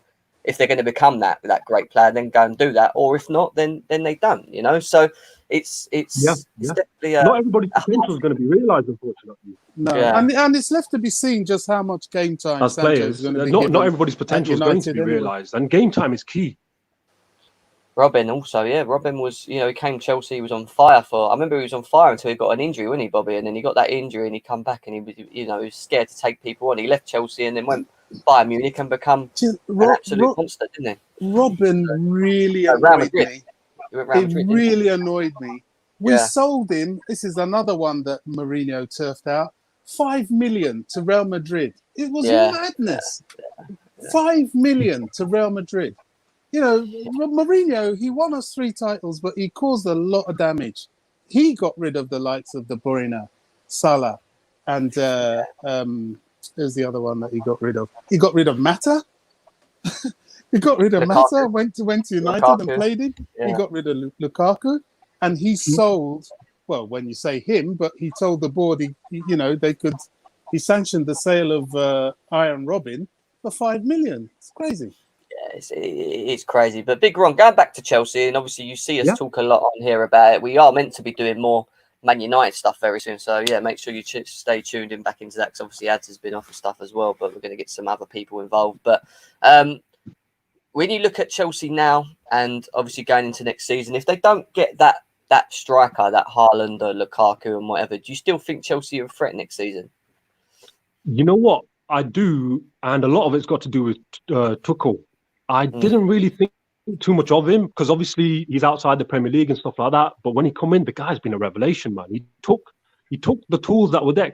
Because it's interesting. We live in a time now where a lot of fans are like, throw money at the problem, throw money at the problem, throw money at the problem. And the idea of rolling up your sleeves, working harder, improving as a player, that's kind of lost a bit because it's just easy to throw money at everything, if that makes sense. If you're in a relationship, throw money at the problems, buying a girlfriend jewelry or whatever, it's only going to get you so far. You have to work at it, if that makes sense. And, Tuchel took the players that Lampard had and he just tinkered with the formation a bit. And all of a sudden it was like, these guys ain't leaking goals. Look how slick they look. And he had an incredible end of the season. And now it's like, if he gets a transfer window and he gets to, train these players more in the summer, you're only going to hit the ground running. And let's say, for example, you go with what you got, okay?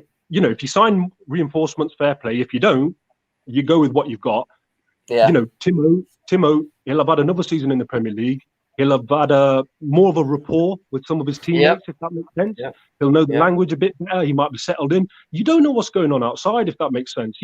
players moving from another country, is the player single? Does he have a family? Does he have children? They're all going to have to maybe learn a new language. They're going to have to fit in school. Is the extended family maybe going to come over?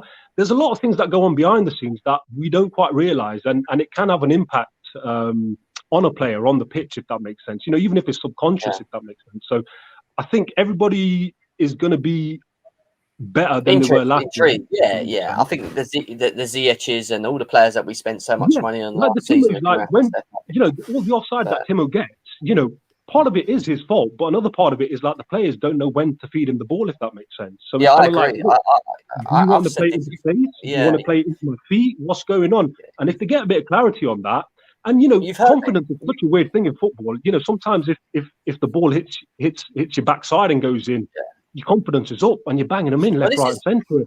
Look at Kane. Kane at the start of the Euros, he weren't doing much. He scored one goal, and all of a sudden he's hitting left-footed volleys from outside the penalty area and stuff like that, and the tail's up. And confidence is a weird thing. It is, and it's so important. Confidence is key for every player, and you're bang on. You've probably heard me say it a lot on here. You've been here a long time with us, but I always say with Timo Werner, it's it's not always just him. It's the way we play and how we play to his strengths. And you're right. A lot of the times I think we hold back on playing that ball a lot more quicker, and I don't think we have someone that's naturally progressive with the ball, meaning looking forward and trying to play that ball quickly, like a Fabregas. When he used to get the ball and bang, it would give his foot. Establishing some of those relationships. I mean, Timo's bad with offside, but he's not quite Jermaine Defoe territory just yet. If he does get there, they'd ship him off, if that makes sense. But I think players just need to you've got a striker like Timo, you've got a striker like Tammy, and you had a striker like Giroud last season. They all offer different things. Giroud might want a winger to go down the wing and cross the ball in so he could get his head on it. Timo might not want that, but it's kind of like, well, are you going to play like that or you're not going to play like that? And it's just like, you kind of got to get used to that. Very, very true. Listen, great thoughts, mate. It's nice having you actually on and actually hearing your... Sorry if I hijacked sort of the conversations and stuff like that, but I do enjoy it. It's good. I'd rather you come on a lot more, though, mate. It'd be good to get your thoughts on your own club.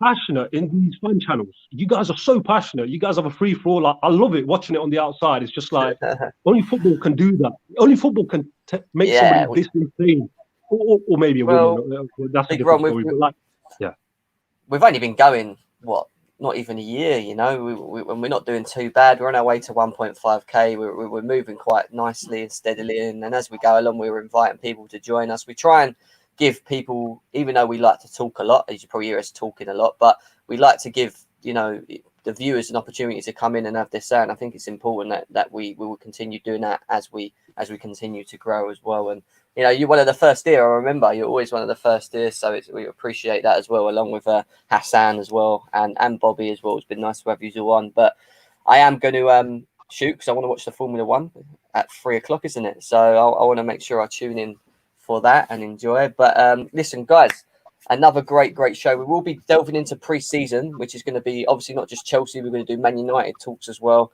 maybe some other top 6 talks as well as we go through pre-season. Then we've got the build up to the Chelsea versus Villarreal game for the Super Cup, which is on the 11th of August, which we'll be delving in as well.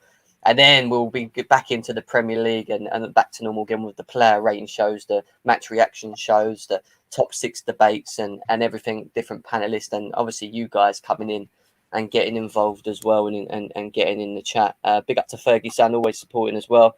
This is a proper channel, not too many youths talking bollocks with chest. Please like and subscribe, support your... Thank you, appreciate it massively. And guys, Big Ron, Bobby, Hassan, thank you guys for tuning in and giving your thoughts on today's topics and stuff as well. And I'm sure we'll see you again soon, yeah? Yeah, bless you guys. Jen, please, can I ask, do you do memberships? Where's your membership? Because I don't join memberships easily, but if you've got it, I'm joining it. I know, I appreciate it. We will be looking to do all that stuff very soon. I think we have to hit a certain amount of subs before we can do that, actually. So we're on our way to that at the moment. We just need to support really and continue people to subscribe and that. And I thought it was watch time. I thought you have to hit. I think it might be. I need to talk to Ads. I don't really delve into it. I used to talk to Ads and he talks it all out. He's the back guy and stuff as well. So I'll talk to him about it. And if it's the case that we can set up members, then I'll do that and I'll let you guys know as we go along and allow you guys to to do so. But guys, thank you very much. Please smash that like button, subscribe if you're new to GNA TV, hit the bell notification button as well. That will let you guys know when we go live. And yeah, I hope you all enjoy the rest of your day. It's blimmin' hot out there, so go enjoy the sun, have a nice barbecue and whatever else, and we'll see you again all very, very soon. Peace. VIP still key.